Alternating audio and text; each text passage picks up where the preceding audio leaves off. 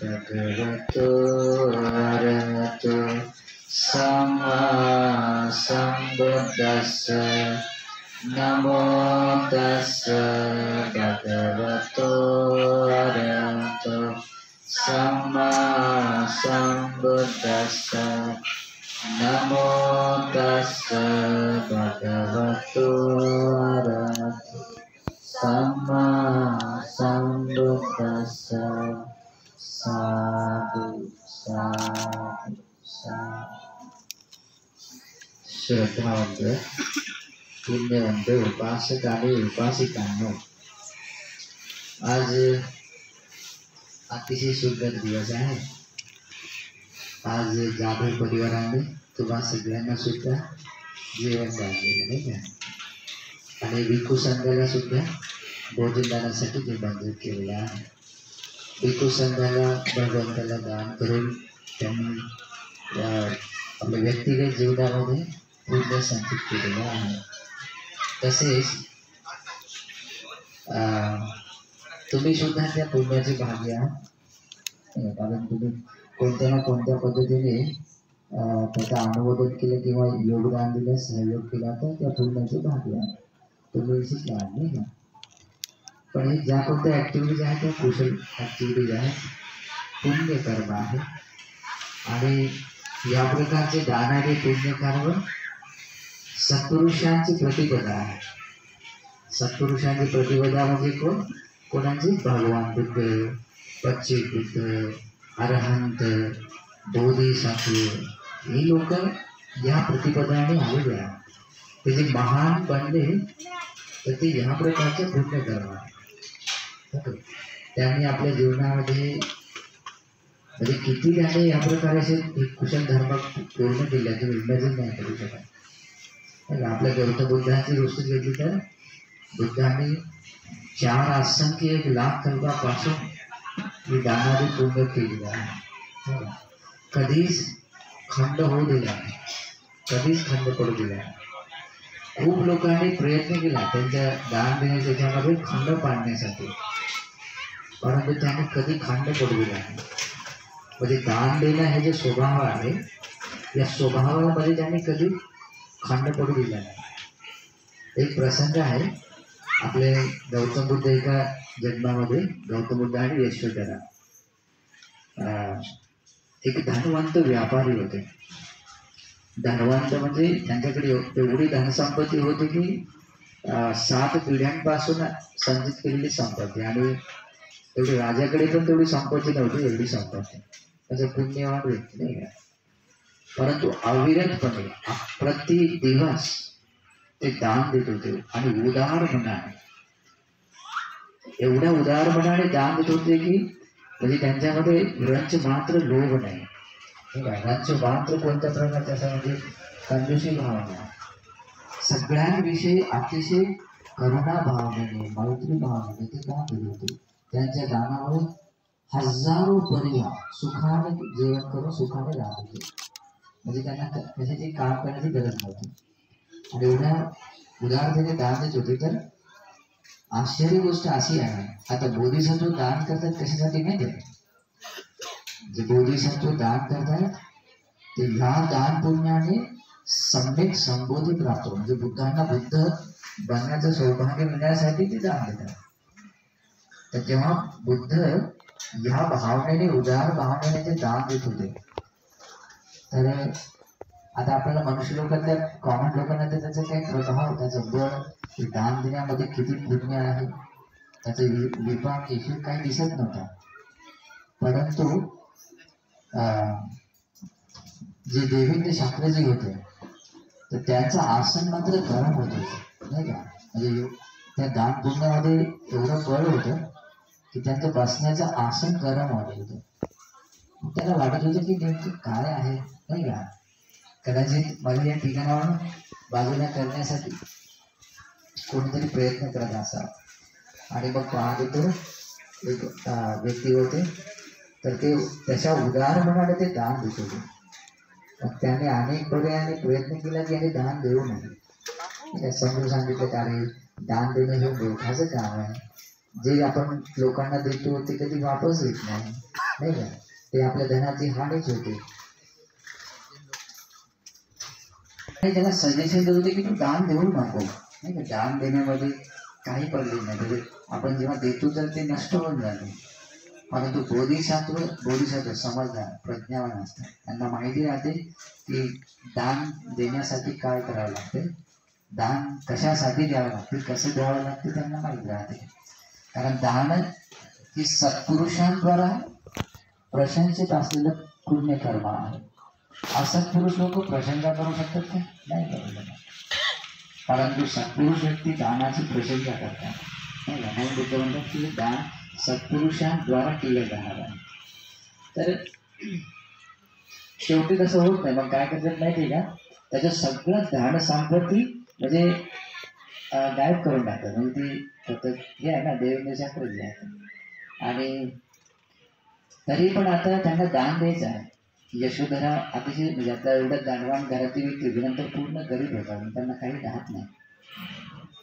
पण काय करतात बोधिसत्व, मग आता घरी काहीच नाही आहे, पण आता आपल्याला दान द्यायचं, परिवार सांभाळायचा आहे.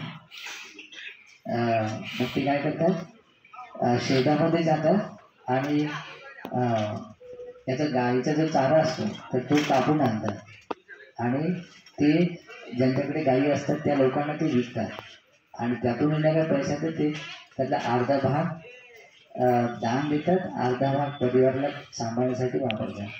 परंतु इथपर्यंत असते की कोणी याचे त्यांना सवय झाली की आमच्याकडे दान मिळते म्हणून, नाही का. आणि कधी कधी असं जेवण वाढण्यासाठी घेतल्यासारखं नाही का, समोर थोडेसे राहिले तेही तिथेही लोक मागण्यासाठी यायचे आणि त्यानंतर सुद्धा ती सुद्धा देऊन टाकायची, नाही का, म्हणजे स्वतःला खाण्यासाठी सुद्धा काही नाही म्हणत. मग एक दिवस उपासी, 2 दिवस, असं 7 दिवस उपासी राहिले. बोधिसत्व दररोज त्याचप्रमाणे ते आणत होते, म्हणजे ते गाईचा चारा आणत होते आणि 7व्या दिवशी बघा यशोधरा तर काही ना खाल्यामुळे माहिती आहे का, म्हणजे पोटात काहीच नाही आहे, त्यातली मूळचीच पडली, म्हणजे असे म्हणजे तिला काय म्हणतात होश नाही राहिला, नाही का, आसक्ती झाली. त्यावेळेस पुन्हा देव सांगतो की बघ मग तू असं असं आहे, तू आताही जर हे दान देणं थांबवलं तर मी तुला पुन्हा पहिल्यासारखं धनवान बनवू शकतो, तुला एवढं धन देऊ शकतो. तर तेव्हा सुद्धा बोधिसत्व म्हणतात की जी सत्पुरुषांद्वारा केल्या जाणारी गोष्ट आहे ती कधी खंडित होऊ नये, नाही का. जे अविरतपणे मी इथपर्यंत जे दानाचे पुण्य कर्म करीत आलो तर त्यामधल्यात कधीच खंड पडू नये यासाठी मी हे करीत आहे म्हणतात, नाही का. मग शेवटी तो विचार करतो की प्राणाची पर्वा न करताही जी व्यक्ती असे कुशल कर्म करतात, म्हणजे त्याचं काय कशासाठी करतात, नाही, त्याला वाटते की हे काहीतरी त्याचं स्थान मिळवण्यासाठी असेल, नाही का, म्हणजे त्याच्या ठिकाणी जाण्यासाठी. पण शेवटी तो म्हणतो की मला या भौतिक जगतामध्ये काही बनण्याची काही इच्छा नाही आहे. मी जे दान दिलं आहे तर या सगळ्या दुःखातून मुक्त होण्यासाठी, नाही का, सम्यक संबोधी प्राप्तीसाठी मी हे करत आहे. नाही, जेव्हा मग असं सांगतो त्याला मग समजून येते की अरे बोधिसत्व लोक कधीच दानामध्ये खंड पडू देत नाही, त्यांचे उदार भावना असतात आणि त्यांच्या दानामध्ये सगळ्यांचंच मंगल आहे, कल्याण आहे. मग त्यावेळेस मग समजून सांगतात की दान देणे किती लाभदायक आहे, दान देण्याने आपल्याला काय मिळू शकते, नाही का. दान दिल्यामुळे आपल्या चित्ताला आपण कसं निर्मळ करू शकतो, परिशुद्ध करू शकतो आणि त्या उद्देशाने कसं दिलं पाहिजे ते जेव्हा स्पष्ट करून सांगतात तेव्हा देवेंद्र शास्त्रीजी फार प्रभावित होतात आणि अनुमोदन करतात, म्हणजे साधू साधू असंच पुण्य करतात, नाही का. आणि पुन्हा त्याला जसं तसं पुन्हा धनवंत बघायचं आणि तो पुन्हा अविरतपणे दान देतो. तर त्यावेळेस बघा बोधिसत्वात अतिशय क्रिटिकल कंडिशन मध्ये असताना सुद्धा दान देतो, नाही का. त्यावेळेस ते एक वाक्य विचारतात की सत्पुरुष लोक कधीच सत्पुरुषांच्या धर्माची निंदा करत नाही, प्रशंसा करतात. सत्पुरुष लोकच दानादी पुण्यकर्माची प्रशंसा करू शकतात आणि तेच त्यांची ही प्रतिबद्ध आहे, म्हणजे त्यांच्या जीवनाचा अंग आहे, त्यांचं जीवनच आहे पुण्य करणे, सत्कर्म करणे, नाही का. आणि म्हणून भगवान बुद्ध बनल्यानंतर काय म्हणतात माहिती आहे, कोणी व्यक्ती माझ्या समान माझ्यासारखा कोणी दान देण्याच्या विपाकाला पाहत असेल.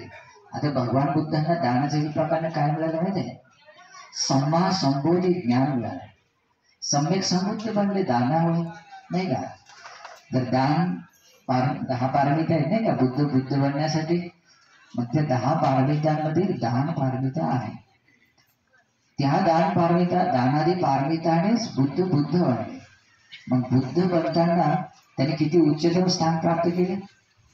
त्या सगळ्या देवता मनुष्यांमध्ये अग्रस्थान आहे.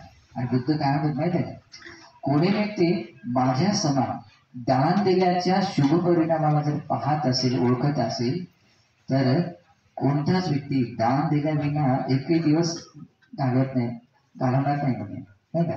एवढंच नाही, बुद्ध म्हणतात कधी कधी जेवण करत असताना आपण अर्धा भाग जेवण केला आणि तेव्हाही सुद्धा कोणी याचक आला तर तेव्हाही तो व्यक्ती त्यातला अर्धा भाग तो दान देऊ शकतो. म्हणजे त्या दानाचा जर परिणाम त्याला माझ्यासारखं कोणी जाणत असेल. आता बुद्धाने दानाचा परिणाम स्वतः बुद्ध होऊन त्याचा अनुभव बघितला, त्याचं प्रतिफळ दानाच्या प्रतिफळाने बुद्ध होताना त्यांनी स्वतः अनुभवले असतं. पण बुद्ध सर्वज्ञ बनले आणि सर्वज्ञ ज्ञानातून म्हणजे सगळं काही जाणणारे पाहणारे बन असताना त्यांनी मग या दानाच्या विपाकाला जे पाहिलं संसारातल्या लोकांच्या, तर तेही फार मोठं म्हणजे हितच बघितलेलं आहे. त्या दान पुण्याने कोणाचं म्हणजे अमंगल होत नाही म्हणतात, नाही का. एकदा जैनांचे जे साधू होते त्यांनी एकदा प्रश्न केला भगवंताला की म्हणजे नालंदा परिसरामध्ये दुर्भिक्ष पडला होता. तर म्हणाले तुम्ही एवढ्या सुविशेष भिक्खू संघाचे भिक्षेला का बरं जात आहे, लोकांना पण त्रास आहे, ते फार कष्टाने जीवन जगतात, त्यांना तुम्ही अधिक गरीब करत आहे. म्हणजे दुर्भिक्ष म्हणजे फार साधारण होता. तर भगवान बुद्ध त्यावेळेस पाहतात, भगवान बुद्ध आता बघा भगवंताला एखादी गोष्ट जाणण्यासाठी फार वेळ लागत नाही.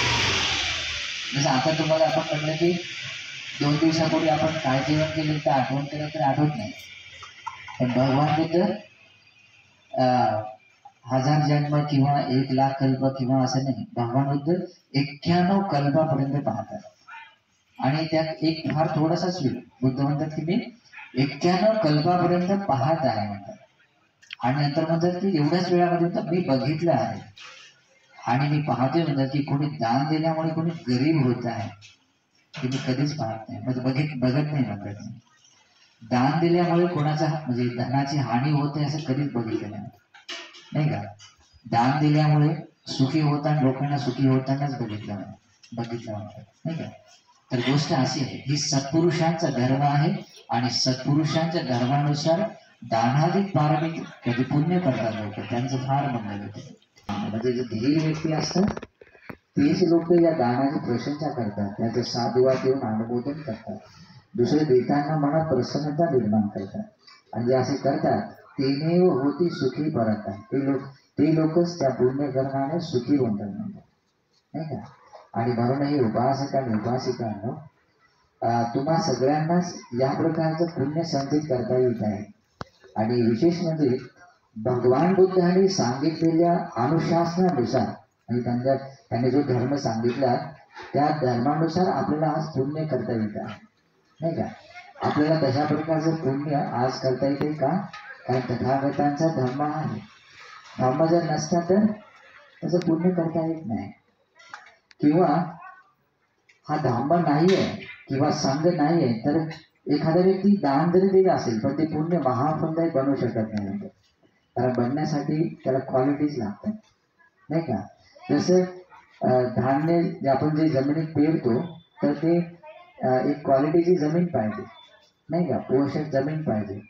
जर जमीन खडकाळ असेल किंवा अशी साधारण असेल तर त्यामध्ये बीज पेरलं तर होत नाही. त्या पद्धतीने मनुष्यामध्ये किंवा कोणत्याही प्राण्यांमध्ये राग द्वेष मोह हे काय आहे, एका दोषासारखे आहे, नाही का. जसं शेतीमध्ये गवत दगड वगैरे नाही का, खडक वगैरे त्याचे दोष असतात त्या पद्धतीने. आणि भगवंताच्या धर्मात असं आहे की जो राग द्वेष मोहातून मुक्त होण्यासाठी आहे. आणि संपूर्ण मुक्त करून देतो. आणि म्हणून दोष विरहित असलेली पुण्य भूमी आहे. म्हणून तुम्ही बघा वंदनेमध्ये म्हणतात अनुत्तरो पुण्य भाग्य मिळालेलं आहे की आता हे आपलं असं पुण्य करता येत आहे. पण आपल्याला पुण्य का केलं पाहिजे माहिती आहे? बुद्ध म्हणतात सुखसेतन भिक्खवे आदिवचनम यदिदं पुण्य. हे जे पुण्यकर्म आहे त्याचं दुसरं नाव म्हणजे सुख आहे, नाही का? आपल्याला जर सुख हवा असेल तर आपण काय केलं पाहिजे? पुण्य केलं पाहिजे. पण आता तुम्हाला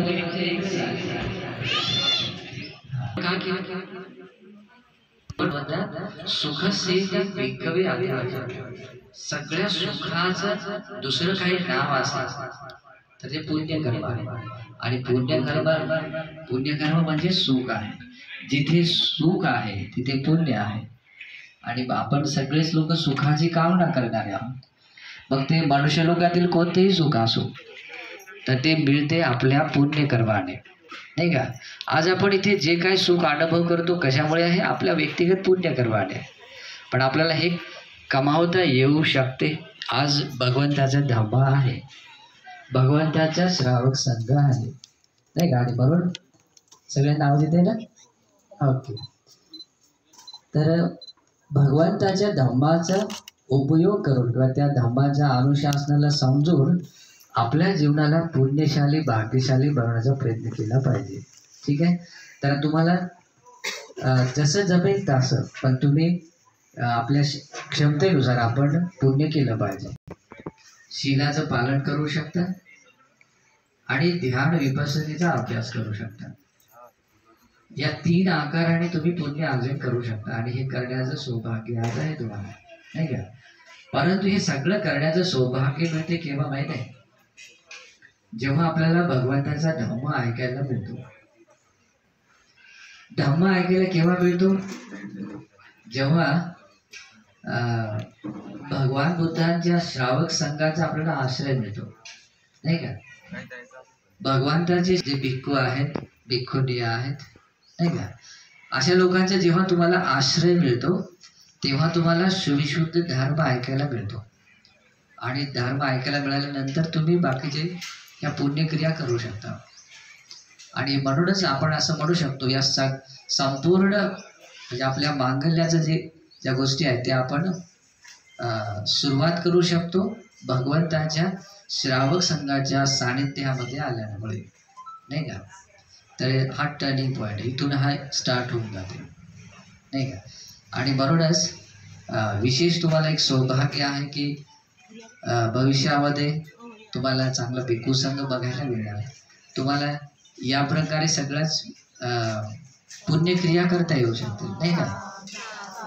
तर आता आम्ही नागपूरमध्ये आमचं विहार स्टार्ट झालेलं आहे. आणि जवळपास इथून गेल्यानंतर भरपूर लोक पण आलेत, ओके, प्रवचित होण्यासाठी.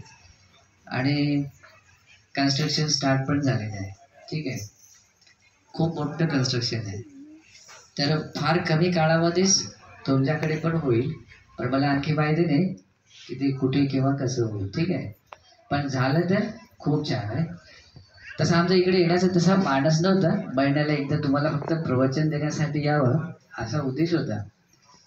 पण काही दिवसापूर्वी गुरुजींनी असं म्हटलं की बुलढाण्याचे लोक फार पुण्यवान आहेत म्हणाले, श्रद्धावान आहेत, त्यांच्यासाठी काहीतरी करावं म्हणे, नाही का?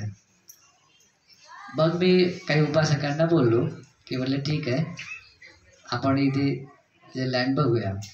तसे आपले गवई उपासक होते, त्यांनी बोलले होते की त्यांची 1-2 जागा आहे म्हणाले. पण बुलढाण्याचे उपासक म्हणाले ते दूर आहे, नाही का? पण काय हरकत नाही, जिथे संघाला अनुकूल वाटेल त्या ठिकाणी एक सुंदर आपण विहार तयार करू. जिथे तुम्हाला भगवंताचे जे धर्म विनयाने युक्त असलेले जे भिक्खू आहेत असे तुम्हाला मिळतील, ओके? आणि तशा पद्धतीने आपण तयार करणार. त्यांना पूर्ण अखंड त्रिपिटकाचं त्यांना ज्ञान देणार, विनयाने संपन्न बनवणार. आणि नंतर तुमच्यासाठी ते उपलब्ध होतील. म्हणजे तुम्हाला जे पुण्यक्षेत्र आहे ते तुम्हाला उपलब्ध होणार, ओके? आणि लवकरच आपण प्रयत्न करूया. तर ही तुमच्यासाठी एक चांगली गोष्ट आहे. या गोष्टीमुळेच तुम्हाला या तीनही प्रकारच्या पुण्यक्रिया करता येऊ शकतात. तुम्हाला नेहमी जेव्हा धर्म ऐकण्यासाठी मिळेल, जसं जसं भगवंताची वाणी तुम्ही ऐका आणि धर्ममार्ग तुम्हाला स्पष्ट समजेल, तसं तसं तुम्ही हे पुण्यकर्म करू शकता. दान देऊ शकता, शिलाचं पालन करू शकता, उपवास धारण करू शकता, ध्यान विपसनेचा अभ्यास करू शकता, ठीक आहे, किंवा अन्य पण पुण्य करू शकता आणि आपलं जीवन पुण्यमय मंगलमय बनवू शकता. ठीक आहे. तर तुमच्यासाठी ही एक शुभ वार्ता आहे. आपण लवकरच काही ना काही तयार करूयात आणि असेच पुण्यकर्म करीत जा. पुण्यकर्माचे खूप चांगले शुभ परिणाम राहतात. भगवान बुद्ध काय म्हणतात, जसा एखादा शेतकरी माणूस शेतामध्ये बीज पेरतो, त्याला आशा राहते की यातून आपल्याला खूप मोठं धान्य मिळेल, त्याच्यामुळे आपल्या स्वतःचा परिवार सुखाने राहील. आणि विशेष म्हणजे अशी आहे, तो मेहनत घेतो, परंतु एक वेळ अशी येते की त्या पेरलेल्या धान्यापेक्षा खूप मोठ्या प्रमाणात त्याला धान्य मिळते, नाही का, आणि तो फार प्रसन्न होतो, स्वतः सुखी होतो आणि आपल्या परिवाराला सुखी करतो. सुखाने एक वर्षभर तो खाऊ शकेल एवढं त्याला धान्य मिळते. मग जेव्हा त्याला असं सुखाचं कारण असणारं जे शेती करणे आहे, म्हणजे बीज पेरणे आहे, त्याला समजलं, तर मग तो आता पुन्हा कंटाळा करेल का? नाही. तो पुन्हा पुढच्या वर्षी बीज पेरण्यासाठी प्रयत्न करतो आणि पुन्हा आपल्या परिवाराला तो सुखी करतो, नाही का. तर त्या पद्धतीने भगवान बुद्ध काय म्हणतात, हे जे तुम्ही पुण्यकर्म करता, तुम्ही मग दान देता किंवा शिलाचं पालन करता किंवा ध्यान विपसना करता, तर हे सगळे पुण्यकर्म आहे. पण हे पुण्यकर्म तुम्ही ते वारंवार केले पाहिजे म्हणतात. बुद्ध गाथेमध्ये असा उपदेश करतात, पुण्यांचे पुरिसो कैरा तीर्थ पुन्हा पुन्हा. तुम्ही जे पुण्यकर्म केलेले आहे ते वारंवार तुम्ही केलं पाहिजे म्हणतात. ताम्य छांदम कैरात, तिथे तसं करण्याची इच्छा पण ठेवली पाहिजे म्हणतात, की मी एकदा पुण्य केलं पुन्हा करण्याची पण इच्छा ठेवली पाहिजे म्हणतात. कशासाठी इच्छा ठेवली पाहिजे म्हणतात, सुखो पुण्यस्य उच्चयो, सगळ्या सुखाचं कारण जे आहे ते पुण्यकर्म आहे, नाही का.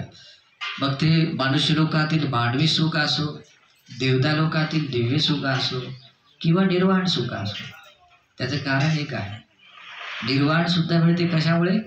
पुण्यकर्माने, नाही का. आणि म्हणून ते वेळ प्रसंगानुरूप आणि वेळोवेळी आणि वारंवार ते केलं पाहिजे. जाधव परिवाराने अनेक प्रकारे पुण्य अर्जित केलेलं आहे. तुम्हाला बघा थोडंसं महत्त्व सांगतो. भगवान बुद्ध म्हणतात की तुम्ही जर तिरेछान प्राणी म्हणजे पशु पक्ष्यांना तुम्ही जर जेवण दिलं तर किती गुणा फळ भेटते तुम्हाला? सांगा बघू. 1000 गुणा नाही, 100 गुणा फळ भेटते. किती गुणा? 100 गुणा. पशु पक्ष्यांना म्हणजे तुम्ही गाय असेल, कुत्रा असेल, कोणी असेल, नाही का. आणि जर दुःशील दुराचारी एखादा पापी माणूस आहे, नाही का, त्याच्यामध्ये बिलकुल शील नाही, अशा दुराचारी माणसाला जर दान दिलं, जेवण दिलं, तर बुद्ध म्हणतात 1000 गुणा फळ भेटते. तुम्ही एक वेळचं जेवण द्या, तुम्हाला बदल्यात रिटर्न तुम्हाला 1000 गुणा त्याला फळ भेटते. बुद्ध म्हणतात जे मिथ्यादृष्टी लोक आहेत, म्हणजे समजून घ्या दुसऱ्या मताचे लोक, नाही का, अदर्स, आणि पण शीलवान आहेत. मिथ्यादृष्टी काय आहेत, पण शीलवान आहेत, म्हणजे चांगले लोक आहेत, त्यांचं वर्तन चांगलं आहे, कधी वाणीने कोणाला हे करत दुःख देत नाही, शरीराच्या व्यवहाराने दुःख देत नाही, चांगले माणसं. परंतु मिथ्यादृष्टी काय, अशा लोकांना तुम्ही एक वेळचं जेवण द्या, भगवान बुद्ध काय म्हणतात, 1,00,000 गुणा तुम्हाला रिटर्न मिळते म्हणतात. किती? 1,00,000 गुणा. भगवान बुद्ध म्हणतात तुम्ही जर जे ऋषी मुनी असतात, जे घरबार सोडून, नाही का, असं भगवे वस्त्र परिधान करतात, तपस्या करतात, कामभोगी जीवनाचा त्याग करतात, ध्यानाचा अभ्यास करतात, अशा लोकांना तुम्ही जर दान दिले, एक वेळचं जेवण द्या म्हणतात, बुद्ध काय म्हणतात, तुम्हाला 1,00,000 कोटी गुणा मिळते मला रिटर्न. 1,00,000 कोटी म्हणजे किती झाले?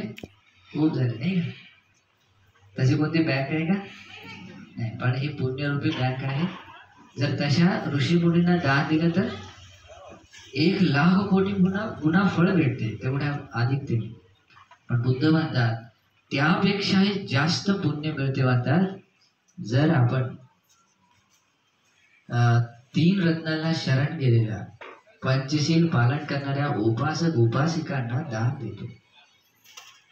ओके, त्याच्यापेक्षा जास्त. मग ते हे आहे बघा, त्या ऋषीला किती दान दिलं तर 1,00,000 कोटी आहे आणि त्याच्यापेक्षा जास्त फळ मिळते म्हणतात जर एका उपासकाला दान दिलं तर, नाही का?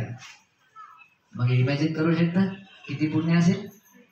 हा, आणि मग जाधव परिवाराने आता एवढ्या लोकांना दान दिलं. ठीक आहे, तुम्ही सगळे 3 रत्नांना शरण गेल्या नाही का, उपासक उपासिका, तर फार मोठं पुण्य आहे. मोठं पुण्य आहे की नाही? हा, पण अनुमोदन झालं पाहिजे.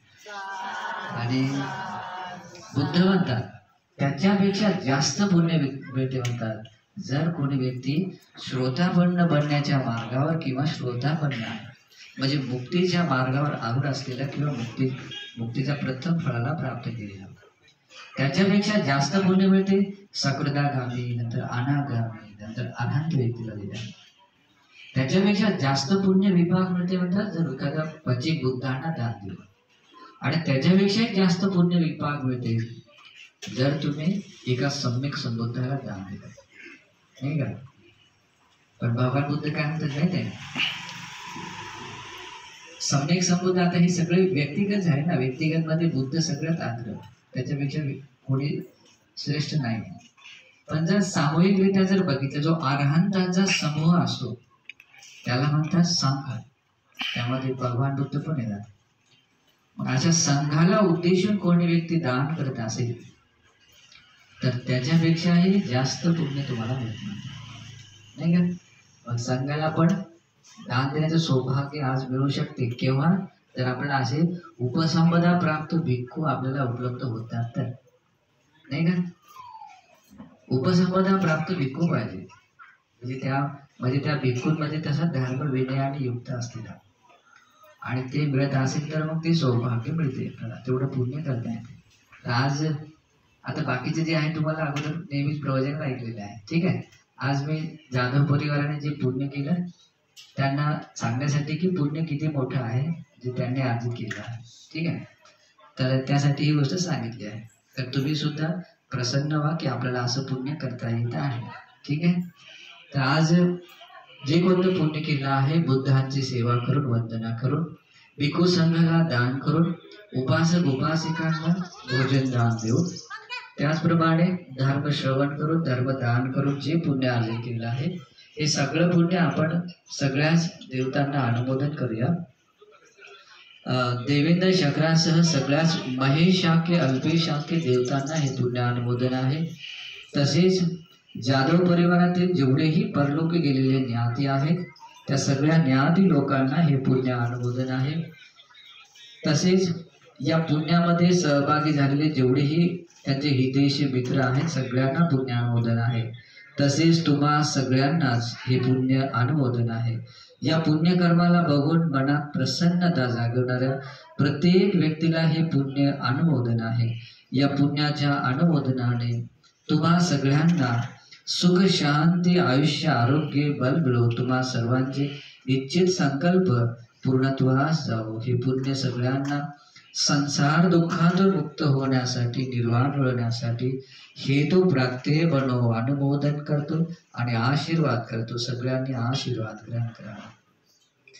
सबिंतियो विभजन्तु सर्वरोगो विनश्यतु माते भवत्वन्तरायो सुखे दीर्घायुको भव. भवतु सर्वमङ्गलं रक्षन्तु सर्वदेवता सर्वबुद्धानुभावेन सदा सुखी भवन्तु ते. भवतु सर्वमङ्गलं रक्षन्तु सर्वदेवता सर्वधर्मानुभावेन सदा सुखी भवन्तु ते. भवतु सर्वमङ्गलं रक्षन्तु सर्वदेवता सर्वसंगानुभावेन सदा स्वस्ति भवन्तु ते। साधु साधु। कार्यक्रम समाप्त झालेला आहे आणि बुद्ध रश्मीचे दुसरे छोटे बंदीजी पूर्ण बंदीजी बुलढाण्यामध्ये राहतील बऱ्याच काळापर्यंत किंवा दीर्घ काळापर्यंत. आपले गवईचे जे घर आहे त्यांच्या वरच्या फ्लोअरला राहतील. तिथे तुम्हाला पॉसिबल झालं त्या तेवढ्या धर्म ऐकायला मिळेल आणि अन्य प्रकारे पण काही पुण्य करता येऊ शकते. ठीक आहे. आणि समोरच्या काही ॲक्टिव्हिटीज पण तुम्हाला करता येऊ शकतात. ठीक आहे. आणि दुसरी गुड न्यूज अशी आहे की आपल्या फार कमी काळामध्येच नागपूरचं आपलं पूर्ण सेंटर तयार होणार आहे. ठीक आहे. सेंटर कम्प्लीट म्हणजे कम्प्लीट आणि टोटल मॉनेस्ट्रीमध्ये जे जे असते ते सगळंच बनणार आहे. ओके. त्यामध्ये विहार, मेडिटेशन हॉल, लायब्ररी आहे, kitchen, dining hall, store room, 25 rooms आहेत भिक्खूंसाठी, धातू विहार आहे, बोधी ट्री आहे आणि आणि ऑफिस आहे. बस एवढंच आहे. ठीक आहे. आणि जवळपास प्रवचित होणारे लोक पण आलेत होते नव्याने. फार कमी काळामध्येच त्यांचं ट्रेडिंग झाल्यानंतर तुम्हाला पण काही भिक्खू संघ मिळेल. ठीक आहे. तर संपर्कात राहा.